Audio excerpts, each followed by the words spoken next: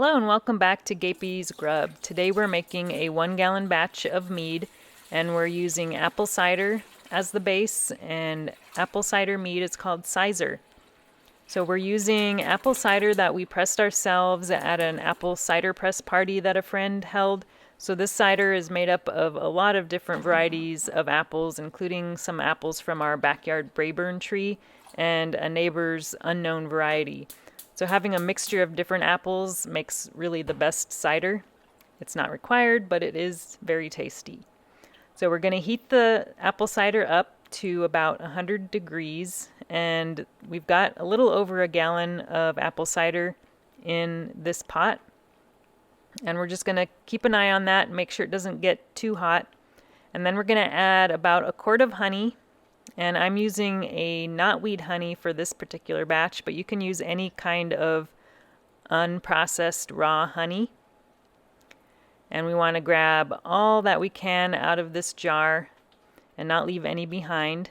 And what I like to do is get a turkey baster and just put some of that hot apple cider in there and swirl it around to get every last bit of honey out of the jar. And that works really well.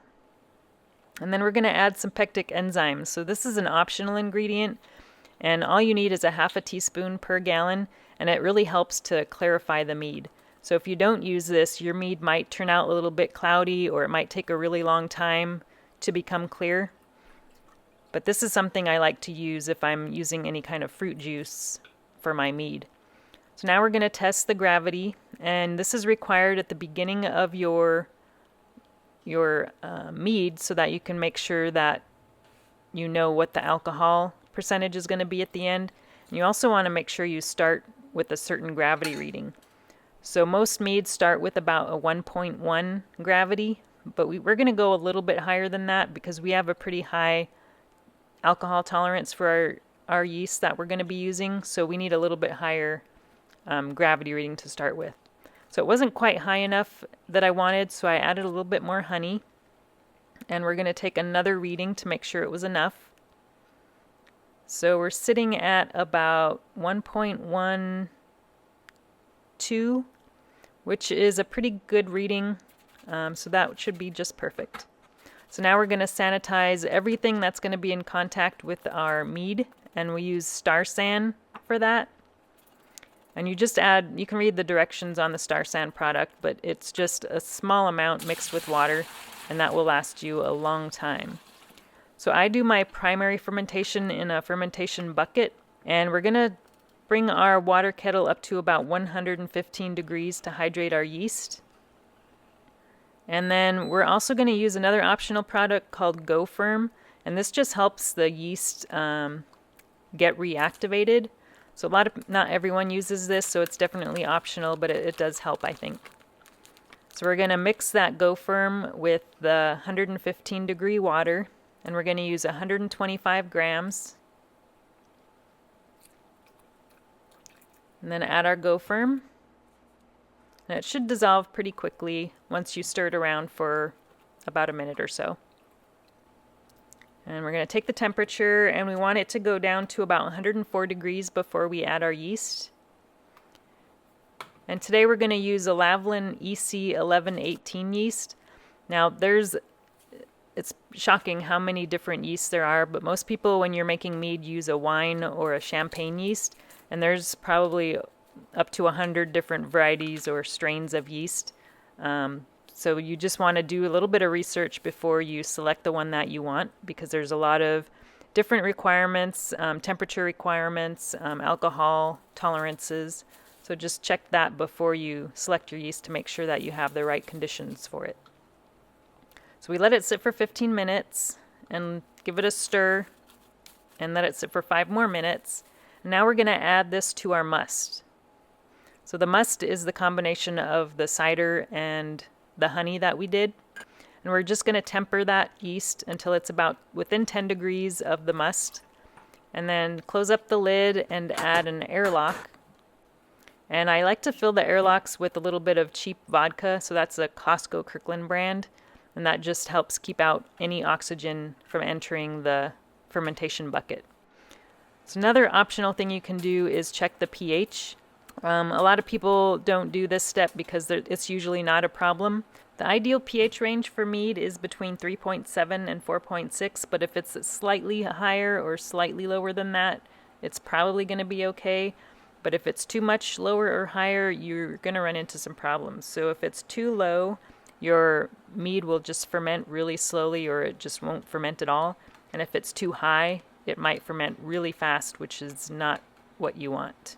If it's too low, you can add potassium bicarbonate to increase it, and if it's too high, you can add tartaric acid to decrease it. So 24 hours later, what we're going to want to do is sanitize all the things that we're going to be in contact with our mead.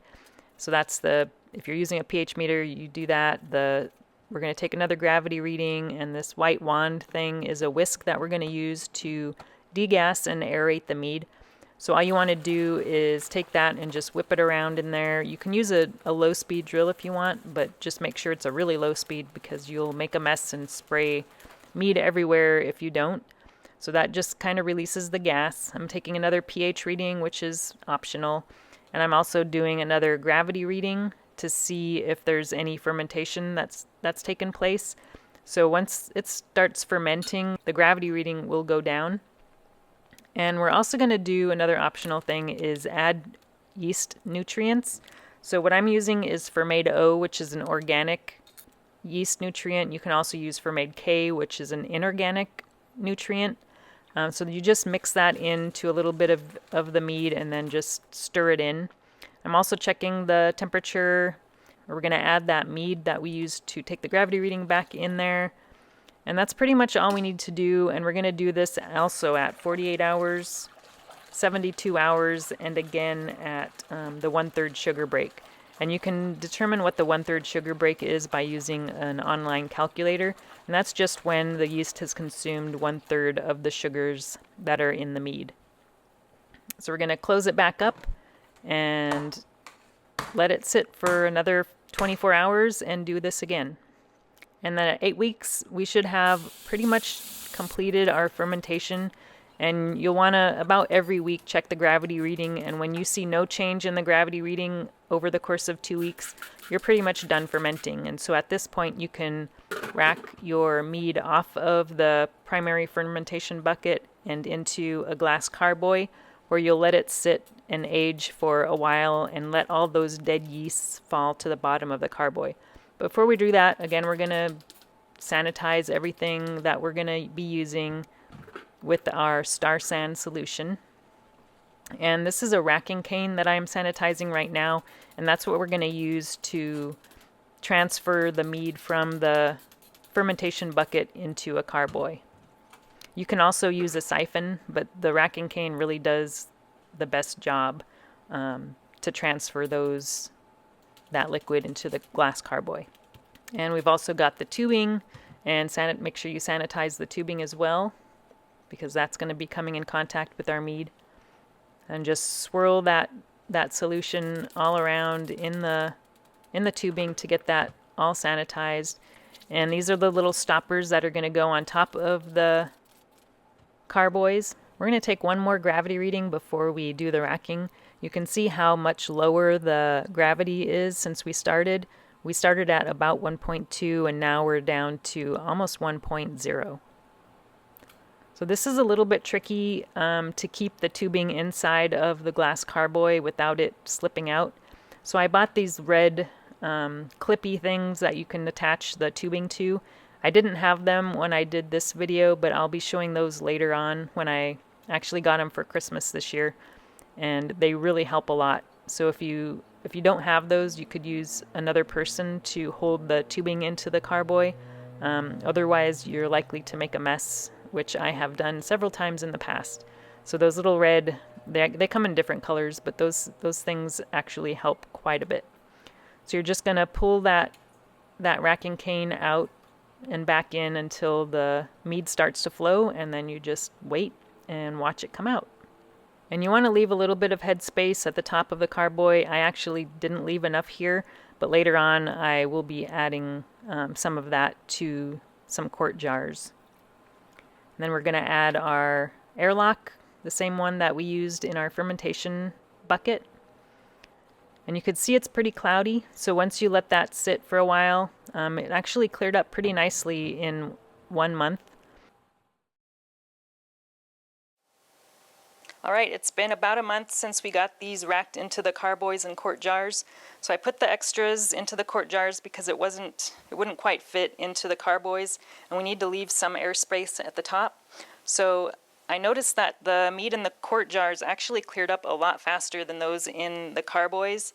And another thing I noticed, so I've got two different batches here. The one on the right you can tell is a lot darker than the one on the left, and that's because I used a knotweed honey for this one and a wildflower honey for this one. And I also used two different yeasts. So I've got the V1116 in this one and the EC1118 in this one. And I started this one a week after the other one. But it cleared up a lot faster. So I don't know if you can tell from the video how much clearer it is compared to the other one.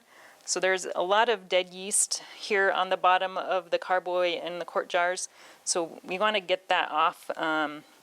And we're going to rack these into clean carboys and jars because we don't want to leave the meat on that dead yeast for too long because it could inflict some unfavorable flavors into our meat. So before we do our final racking here, we are going to do a gravity reading, and this should be our final gravity reading. And this will tell us what percentage alcohol our meat is. So this is just like we've done before. There's an online calculator where you can enter your starting gravity and your ending gravity, and it'll tell you what your alcohol percentage is. And I'll put a link to that calculator in the description of this video. All right, let's see what we have.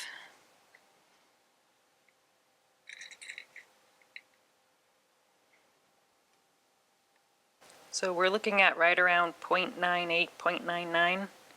So let's plug that into our calculator and see what we come up with.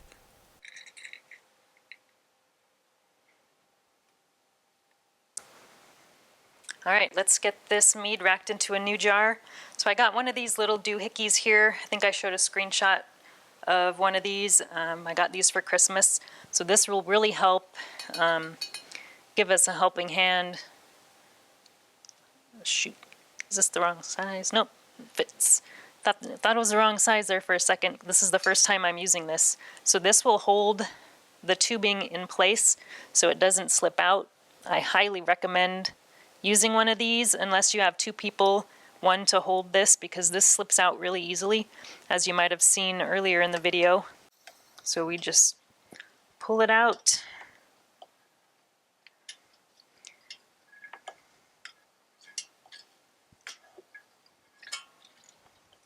And there's a little black rubber section on the bottom of this siphon so that it stops it from sucking up the dead yeast that are on the bottom. So I've got this all the way touching the bottom. And when it gets almost done, I'm going to just tilt it very slowly to get all the last bit out of it that I can.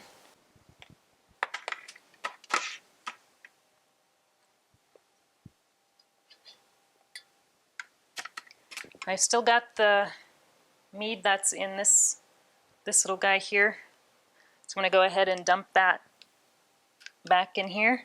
And I'm just going to save a little bit in there so that I could give it a taste.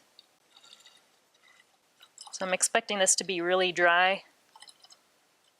I prefer a dry mead to a sweet one. But if it turns out too dry, you can always back sweeten it with some honey. So I'm just going to grab a glass here and we'll give it a try.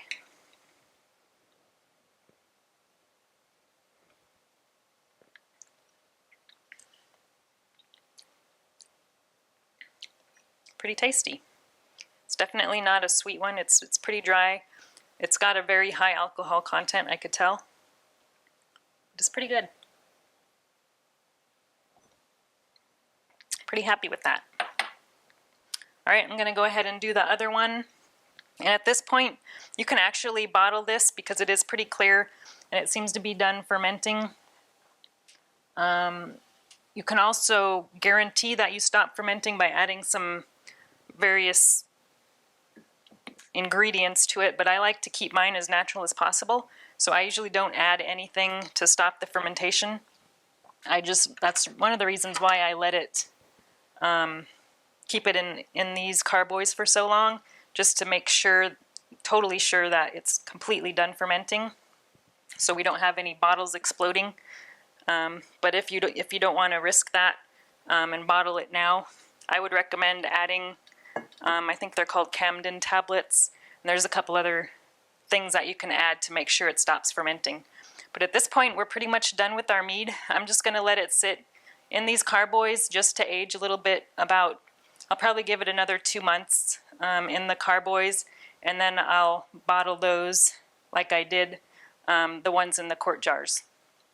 So that's pretty much all it is to making mead. I hope you enjoyed it and learned something, and give it a try yourself. Thanks for watching, and we'll talk to you again soon. If you enjoyed this video, please like and subscribe.